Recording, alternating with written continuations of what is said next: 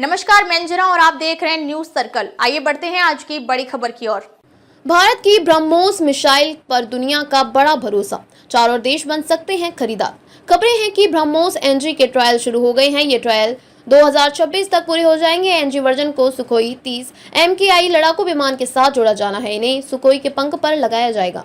भारत की बनाई गई ब्रह्मोस मिसाइल के फैन दुनिया के कई देश हो गए हैं। फिलीपींस के बाद अब खबरें हैं कि 4 और देशों ने इस सुपरसोनिक क्रूज मिसाइल को हासिल करने में रुचि दिखाई है। हालांकि इस लेकर सेना या सरकार की तरफ से आधिकारिक तौर पर कुछ नहीं कहा गया है। भारत ने बीते साल ही में फिलीपींस को ब्रह्मोस की डिलीवरी करना शुरू किया।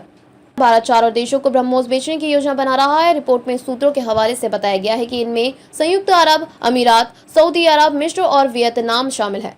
इससे पहले भारत पहले ही यह मिसाइल फिलीपींस को बेच चुका है। वहीं इंडोनेशिया से डील पर चर्चाओं के दौर जारी है। संभावनाएं जताई जा रही हैं कि कुछ समय से इंडोनेशिया से एक प्रतिनिधिमंडल भारत आ सकता है। रिपोर्ट्स के अनुसार देश मुख्य रूप से ब्रह्मोस को लैंड वर्जन खरीदने में रुचि दिखा रहे हैं, जबकि फिलीपींस ने तट पर इस्तेमाल किए जाने वाले वेरिएंट की मांग की थी, जो एंटी शिप क्रूज मिसाइल बन सकता है।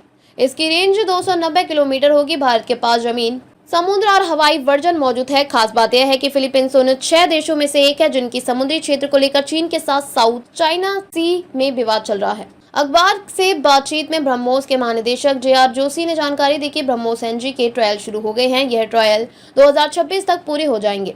एनजी वर्जन को सुखोई 30 MKI लड़ाकू विमान के साथ जोड़ा जाना है। इन्हें सुखोई के पंख पर लगाया जाएगा।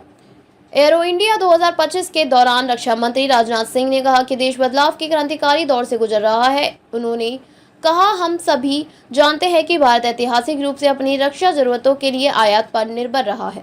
अगर मैं एक दशक पहले की बात करूं तो हमारे देश में 65 से 70% रक्षा उपकरण आयात किए जाते थे। उन्होंने कहा कि यदि हम आज की स्थिति को देखें तो आप इसे समाधान या चमत्कार कह सकते हैं, लेकिन आज देश में लगभग उतनी ही प्रशिक्षित रक्षा उपकरणों का निर्माण हो रहा है।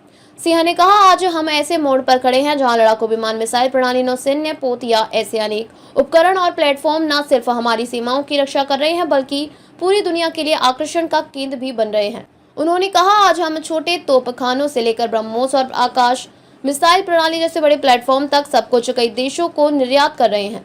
इससे न केवल हमारा रक्षा निर्यात बढ़ रहा है बल्कि वैश्विक स्तर पर विभिन्न देशों के साथ हमारी नई साझेदारियां भी विकसित और मजबूत हो रही हैं। अब तक के लिए बस इतना ही। फिर मिलते हैं एक ऐसी ही बड़ी खबर के साथ। तब तक के लिए नमस्कार और देखते रहिए न्यूज सर्कल। अगर आपको वीडियो पसंद आई हो तो लाइक करें व शेयर करें। ऐसे लेटेस्ट अपडेट पाने के लिए बेल आइकन प्रेस करना ना भूलें। अगर आप हमें फेसबुक या फिर इंस्टा के माध्यम से देख रहे हैं तो हमारे पेज को फॉलो जरूर करें। धन्यवाद।